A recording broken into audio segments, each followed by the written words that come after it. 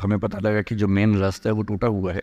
तो बड़ा मज़ेदार रास्ता था। हम 5 बजे बागडोगरा से निकले तो पता लगा कि जो मेन रास्ता वो टूटा हुआ है, जो 3-3.5 घंटे वाला है। अब जो रास्ता वो 7 घंटे वाला है।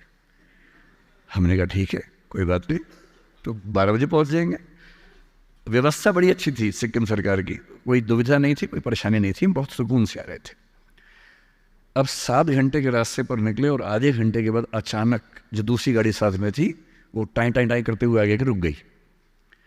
तो हमने पूछा क्या हुआ, तो पता लगा जो दूसरा रास्ता है जिससे हम जा रहे हैं उसमें 2 टैंकर पलट गए हैं, वो भी बंद हो गया है। तो फिर मैंने कहा कि फिर वापस दिल्ली चले, तो बोले नहीं नहीं नहीं, दिल्ली नहीं जाना है, जाना तो सिक्किम ही है। तो मैंने कहा जब 2 ही रास्ते हैं, दोनों बंद हो गए तो कैसे जाएंगे। फिर आधा घंटा हम वहीं रुके, आधा घंटा कुछ सिस्टम ने काम किया और तीसरा रास्ता खोज निकाला। तो जब पहली बार खोजा तो जो लोग मेरे साथ थे मैंने उनसे पूछा कि ये कैसा रास्ता है, तो उनमें से एक ने रैंडमली अपने हिसाब से कहा कि सर इसमें 3-4 घंटे एक्स्ट्रा लगेंगे। तो मैंने पूछा एक्स्ट्रा 3.5 से या 7 से, तो बताया 7 से एक्स्ट्रा लगेंगे 3.5। तो मैंने कहा अच्छा।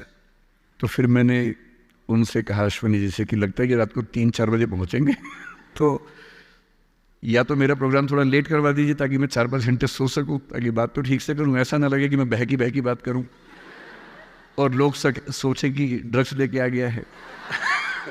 जो कि मैंने सुना है कि यहाँ एक उभरती हुई समस्या है, देश भर में समस्या है, हर जगह समस्या है, तो यहाँ भी यही वो समस्या। तो खैर, लेकिन जो लोग हमारे साथ थे वो बड़े कमाल के लोग थे, पता नहीं कहाँ कहाँ से, कोलंबस लोग थे वो बेसिकली, कहाँ कहाँ से उन्होंने कोलंबस वास्को डी गामा के रास्ते निकाले। और जो हमें 5 बजे चल के 12 बजे पहुँचना था, हम 10:30 पे पहुँच गए।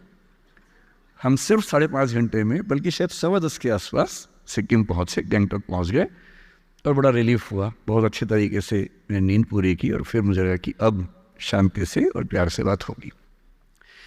तो जब कल खाना खाने बैठे हम रात को, उसका टेस्ट थोड़ा अलग लगा, अच्छे वाला अलग, खराब वाला अलग नहीं, अच्छे वाला अलग लगा। तो मतलब दुनिया के किसी भी हिस्से में जाएंगे तो खाने का टेस्ट अलग होता है, पर ये थोड़ा और अलग लगा। तो फिर मेरी आदत है नेट पे सर्च करने की। मैंने सर्च किया why Sikkimese food taste so different.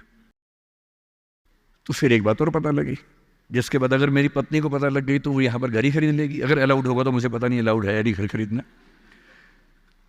तो पता लगा कि सिक्किम भारत का नहीं, दुनिया का पहला स्टेट है जो 100% ऑर्गेनिक स्टेट है।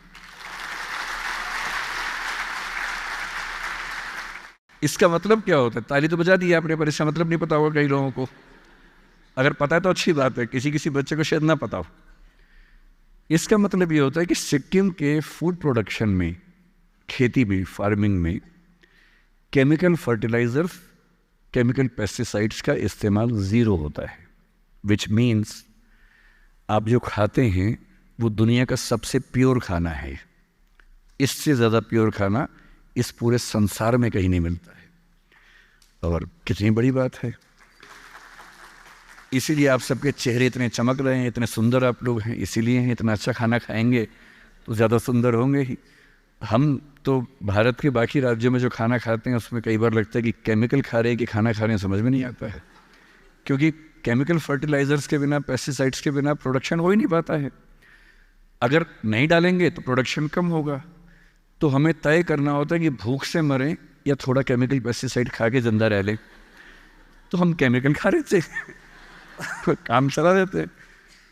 लेकिन क्या होता है कि हम जहाँ हैं हमारे पास क्या अच्छा है कई बार हमें पता नहीं होता।